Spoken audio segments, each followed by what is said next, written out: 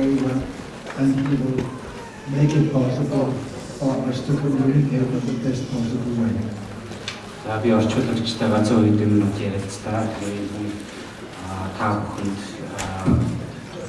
аль болохоор одоо яриаг ойлгомжтой ойлгох тухайд нь чармаар байхаар найдаж байна.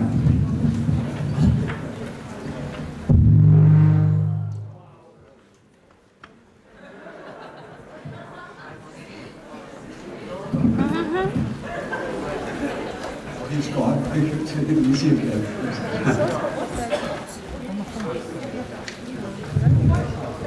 You know something? We have had a wonderful time in one noble country. Тэгээд танаа сайхан оронд үнэхээр сайхан одоо юмыг үзэж сайхан байлаа. Many friends who came with us, actually trained food friends, and myself, we all, have thoroughly enjoyed being here. Тэгээд би одоо маш олон найз нөхөд шавдрын хамтаар ирсэн бид бүгдээрээ энэ оронд их тавтай сайхан байна. It really looks like you have the maturity to avoid all the more or less sticky things that make it difficult to be a tourist in a new place.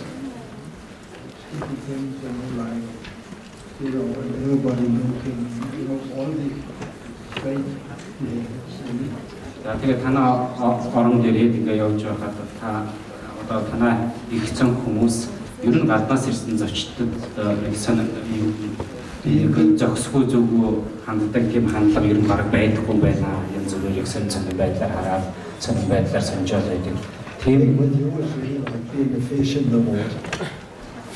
Being a fish in the water, it's a good feeling.